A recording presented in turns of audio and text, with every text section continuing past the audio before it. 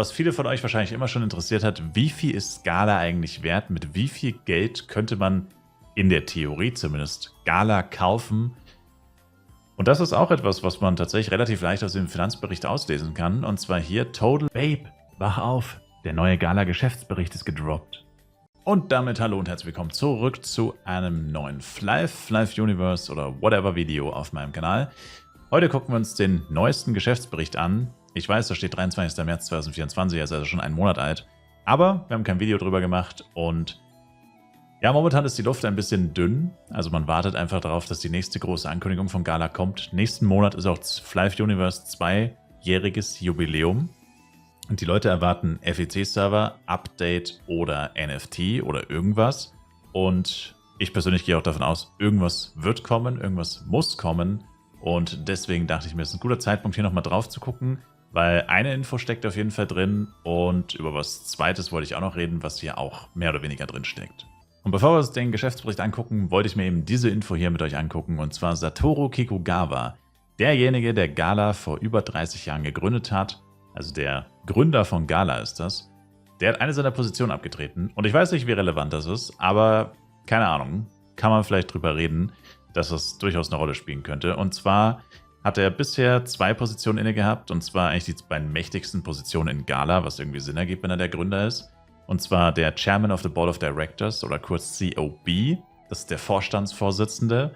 Und er war zeitgleich aber auch Representative Director. Und dieser Representative Director ist quasi der ranghöchste Manager in einem japanischen Unternehmen. Das heißt, basically auch da die höchste Kontrolle, die meiste Macht mehr oder weniger. Und jetzt hat er diese zweite Position abgegeben. Allerdings spielt das keine so gewaltige Rolle, weil der Chairman of the Board, also der Vorstandsvorsitzende, hat immer noch die größte Macht innerhalb des Unternehmens. Also er ist damit immer noch quasi mehr oder weniger die ranghöchste Position im Unternehmen, also noch über dem CEO.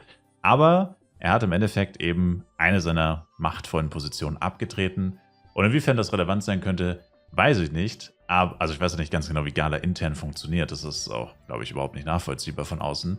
Allerdings ist es so, dass wir halt verschiedene CEOs bei Gala haben und der koreanische CEO, und in Korea werden ja die Videospiele gemacht, also Flive Universe und Flive PC oder auch Rappels, und das ist jetzt quasi derjenige, der die alte Position von ihm übernommen hat. Das heißt, der ist jetzt CEO von Gala Inc. und CEO von Gala selbst.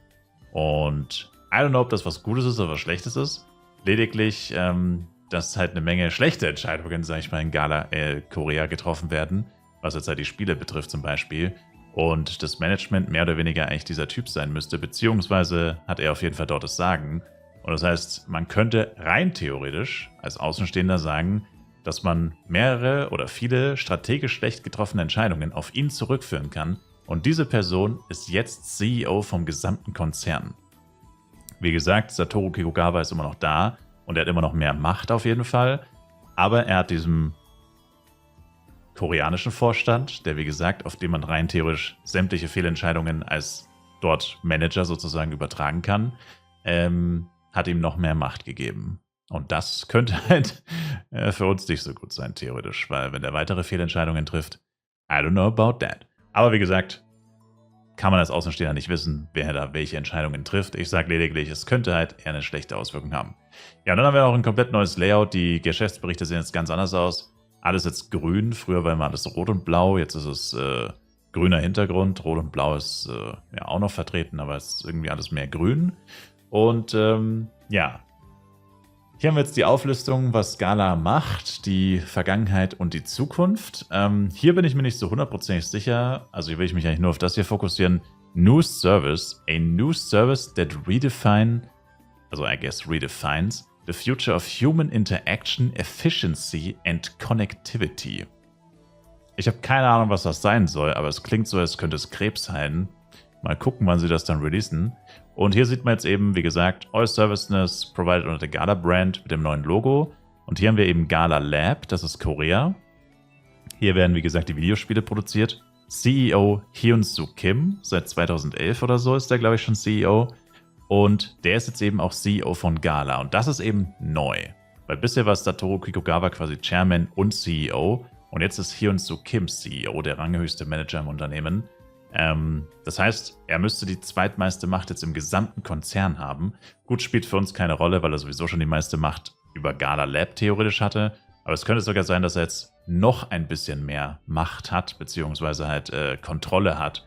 Und I don't know, ob das was Gutes ist, weil wie gesagt, die koreanischen Entscheidungen sind nicht immer die besten, kann man jetzt auf jeden Fall mal sagen. Genau, dann hier war ja die Logo-Änderung, da habe ich auch schon mal ein Video drüber gemacht, neues Logo. Ja, und dann ist es ein bisschen schwierig, jetzt Gala zu vergleichen, weil das Problem ist, sie haben jetzt ihr Geschäftsjahr umgestellt. Deswegen gibt es jetzt auch das Jahr 2023 quasi doppelt. Einmal, der Zeitraum steht ja eh drunter, April 2022 bis 31. März 2023 und einmal April 2023 bis 31. Dezember 2023.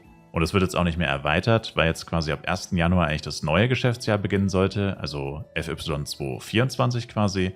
Und jetzt beginnt quasi ein neuer Abschnitt. Und aus irgendeinem Grund gibt es für den ersten Abschnitt, wie gesagt, 31.03. müsste der jetzt geendet haben, der erste Abschnitt vom Jahr 2024, gibt es noch keine Zahlen. Die brauchen dafür immer relativ lange, bis sie das veröffentlichen. Das wird wahrscheinlich erst im Laufe der nächsten paar Wochen oder so kommen. Aber es ist momentan einfach extrem schwierig, ja, hier das zu vergleichen. Und außerdem listen sie das auch nicht mehr so schön auf, wie sie es bisher gemacht haben, quasi mit Umsätzen, Gewinnen hier und da, sondern sie haben jetzt hier nur noch den Cashflow drin, der, I don't know, irgendwie nicht so ultra aussagekräftig ist, wie das, was sie da vorher mal gemacht haben. Mit halt wirklich den Nettoumsätzen und so. Und ja, deswegen ist es jetzt auch nicht mehr ganz so einfach nachzuvollziehen. Die haben noch eine andere Auflistung, wo das ein bisschen besser drin steht. Aber da müsste ich mir alles einzeln raussuchen, was für uns relevant wäre. Ehrlich gesagt war ich dafür jetzt zu faul. Aber ja, der Geschäftsbericht sieht jetzt auf jeden Fall komplett anders aus, muss man sich noch dran gewöhnen. So, worüber ich aber eigentlich reden wollte, war hier Game- und Mobile-Apps. Das ist ja das, was uns interessiert. Ganz groß ist hier natürlich Flive Universe, Rapids, Flive PC, Flive Legacy. Also hier sieht man schon, Flive, es ist basically es ist die Flive Show, kann man sagen. Und genau. Was hier jetzt eben so ist, Upcoming Services, was ich immer noch bis heute nicht nachvollziehe, das steht hier seit Ewigkeiten. Muss bedenken, das kam vor einem Monat im März 2024 und seit über einem Jahr, seit Anfang 2023, kündigen sie schon einen koreanischen Flive Universe Server an und der existiert immer noch nicht. Was zur Hölle machen die eigentlich? Startet doch einfach einen neuen Server, wenn ihr es unbedingt machen wollt. Warum steht das hier immer noch unter Upcoming Services? Und das andere ist, hier, the play-to-earn version of Flive Universe has been delayed due to compliance issues with cryptocurrency in Korea.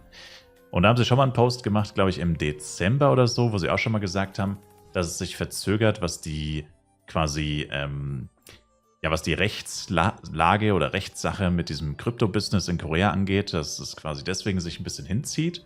Und ja, also anscheinend hat die koreanische Regierung da noch ein paar Worte mitzureden, vielleicht neue Gesetze oder Richtlinien, die dann noch veröffentlicht oder beschlossen werden müssen, bevor da irgendwie weitere Services quasi ja, starten können. Auf jeden Fall heißt das für uns mehr oder weniger, der Play-to-Earn-Service, weil hier has been delayed im März, basically. Gut, das ist jetzt vielleicht nicht das Aktuellste, keine Frage, das ist wahrscheinlich die gleiche Meldung wie aus Dezember nochmal aufgefasst, aber bis März hat sich das auf jeden Fall anscheinend nicht geändert, bis zu diesem Geschäftsbericht. Und das wiederum heißt, es ist eigentlich ziemlich sicher, dass zum 2-jährigen Jubiläum keine NFT-Server kommen, würde ich jetzt zumindest daraus schließen. Und das würde ich sagen, ist ja schon mal eine gute Nachricht. Das heißt, zum 2-jährigen Jubiläum von Flive Universe wird es höchstwahrscheinlich keine NFT-Server geben, sondern die anderen beiden Möglichkeiten wären wahrscheinlicher, nämlich FEC oder halt einfach ein neues Update, an dem hoffentlich momentan gearbeitet wird. Ist aber, wie gesagt, alles nur Spekulation. So genau steht das hier ja nicht drin. Hier steht im Endeffekt einfach nur drin, dass mit den NFT-Servern oder mit dem NFT-Game wird noch länger dauern. Oder mit dem Play-to-Earn-Game. Mittlerweile heißt es nicht mehr NFT, mittlerweile sagen sie nur noch Play-to-Earn. Vielleicht werden sie NFTs auch rausschmeißen, keine Ahnung. Auf jeden Fall wird sich das noch weiter hinziehen, was halt irgendwie auch komisch ist, weil es ja auch schon seit Ewigkeiten so läuft. Und ja, aber das liegt wohl einfach an der Gesetzgebung in Korea, dass die da wohl irgendwas mit NFTs, beziehungsweise mit Cryptocurrencies planen. Und ja, ansonsten ist es eigentlich relativ uninteressant, der ganze Rest, das sind diese ganzen Side-Hustles, die sie noch haben, die alle vollkommen irrelevant sind und fast überhaupt keine Einnahmen generieren. Und ja, das war es eigentlich auch schon. Okay, ich habe mir jetzt doch nochmal das ausführliche Ergebnis angeguckt, weil wie gesagt im Geschäftsbericht eigentlich gar nichts mehr zu wirklich Einnahmen, Vergleichen und sonst wo drin steht. Es ist aber ziemlich sinnlos, wie gesagt, weil hier fehlen halt einfach 3 Monate. Das ist einfach ein ganz anderer Zeitraum, basically, und deswegen macht es einfach nicht wirklich Sinn, das zu vergleichen. Also es ist einfach so ein bisschen Äpfel mit Birnen vergleichen. Klar kann man immer einfach pauschal nochmal 3 Monate dazu rechnen irgendwie, aber es spiegelt dann halt einfach trotzdem nicht wirklich das wider, was ja einfach, wie gesagt, passiert ist. Ist ein bisschen schade. Was ich aber dann tatsächlich noch ganz interessant fand, ist genau hier weiterhin, wir haben die verschiedenen Businesses aufgelistet. Online-Game-Business ist ziemlich groß natürlich. Also das ist aber das, was ich euch wirklich bewusst machen will und warum ich und viele andere da immer so ein Unverständnis haben für Galas Entscheidungen. Also das hier ist, sieht man ja eh, 1. April 2022 bis 31. März 2023. 2,4 Milliarden müssten das sein. Thousands of Yens, also 2,4 Millionen, 1000 quasi, whatever, ist ja egal. Auf jeden Fall 2,4 Millionen. Und alles andere, wenn man es zusammenrechnet, kommt gerade mal auf nicht mal 800.000. Das heißt, einfach wirklich fast die gesamten Einnahmen von Gala, also der gesamte Umsatz besser gesagt, ist Flive Universe. Dazu kommt noch Smartphone-App-Business, wo Flive Legacy mit drin steckt, und Online-Game-Businesses, wo Flive PC mit drin steckt. Das heißt, wenn man nur Flive rausrechnen würde, wären das wahrscheinlich 2,6, 2,7, vielleicht sogar 2,8. Also ein extremer Anteil. Also Flive ist Gala, Gala ist Flive. Das ist das, was ich euch immer wieder bewusst machen will. Und diese Zahlen bestätigen das einfach. Und zwar sowas von heftig bestätigen die das. Und gut, es war halt jetzt, wie gesagt, die alte Periode. Und in der neuen Periode, klar, die Zahlen sind extrem runtergegangen. Hier ist ja, muss ja gucken, April 2022. Das heißt, da war noch nicht mal Flive Universe released. Das heißt, hier haben wir noch die Release-Zahlen. Aber selbst hier war das Ergebnis natürlich wesentlich niedriger. Aber 1,4 Millionen und auch davon sind 800.000 nur Flive Universe, weil es bisher nur Flive Universe als HTML5-Game gibt. Bald kommt leider Neues dazu, dann wird es nicht mehr so einfach, das zu sagen. Genau. Und alles andere, wie gesagt, wieder Flive Legacy, wieder Flive PC zusammen. Also kann man ja auch wahrscheinlich sagen, Flive allein vermutlich über 1 Million.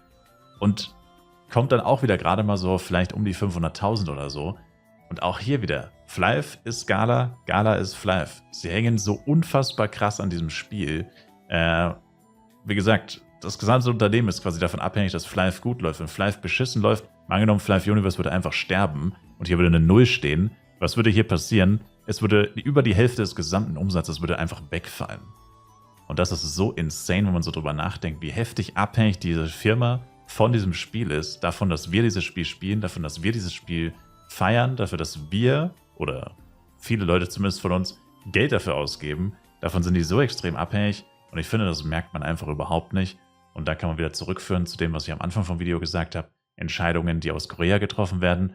Weil es fühlt sich nicht so an, als würden die Entscheidungen, die in Korea getroffen werden, so getroffen werden, dass wir hier, wie gesagt, Flive Universe alleine 55,9% des gesamten Umsatzes bis zum 31. Dezember 2023, also allein ein Spiel, das mehr als die Hälfte des gesamten Umsatzes eines gesamten Konzerns mit verschiedenen Subunternehmen und so hat, das merkt man nicht, finde ich. Ich finde, das merkt man überhaupt nicht. Und warum man das nicht merkt, das fragt sich einfach jeder, denke ich. Wenn man solche Zahlen liest, wenn man diese Ergebnisse sieht, fühlt man sich ja leider wirklich nicht so appreciated, wie sie es wahrscheinlich tun sollten, weil, wie gesagt, das gesamte Unternehmen von diesem Spiel oder von diesem Franchise abhängig ist. Und was viele von euch wahrscheinlich immer schon interessiert hat, wie viel ist Gala eigentlich wert? Mit wie viel Geld könnte man in der Theorie zumindest Gala kaufen? Und das ist auch etwas, was man tatsächlich relativ leicht aus dem Finanzbericht auslesen kann. Und zwar hier Total Number of Issued Shares at the End of the Period, including Treasury Shares. Und das ist wichtig, weil das sind die Aktien, die Gala selbst hat, was fast alle Aktien sind, basically. Und das sind 25.035.700. Und das heißt, man muss jetzt eigentlich nur noch wissen, was aktuell der Marktwert einer Aktie ist. Und dann hat man den Unternehmenswert von dem gesamten Gala-Konzern.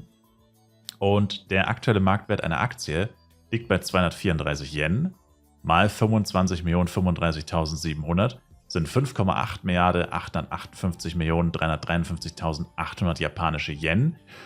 Und das sind 35 Millionen Euro, 506.272. Also, ja gut, ich habe es schon Euro gesagt, aber ja.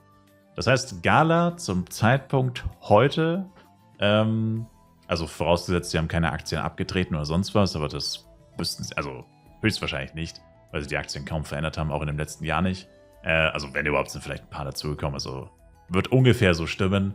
Sind wir aktuell beim Unternehmenswert von 35.506.272 Euro.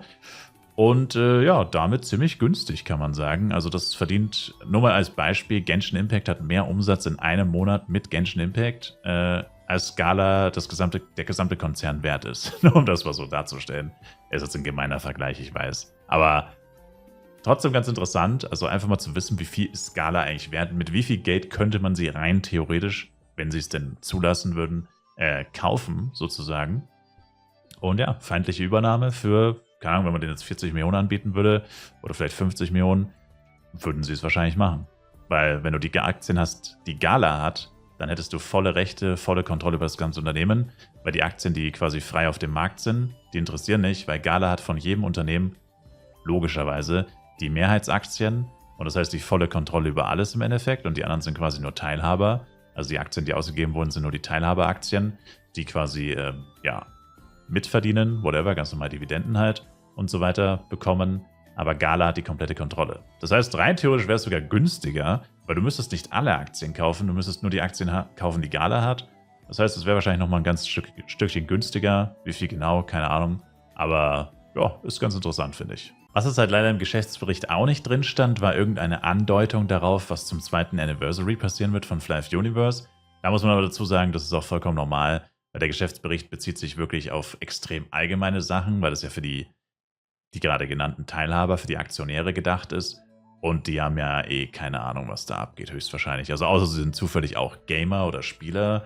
Aber ich vermute jetzt mal, Leute, die in Gala investieren, sind eher keine Gamer, weil sonst würden sie wahrscheinlich nicht in einem Moment. Aber ihr wisst, was ich meine. Jedenfalls, ja, trotzdem ganz interessant. Ich hoffe, ich konnte euch ein bisschen was zeigen, was ihr noch nicht wusstet, was euch interessiert hat. Und ansonsten sage ich einfach nur danke euch fürs Zuschauen.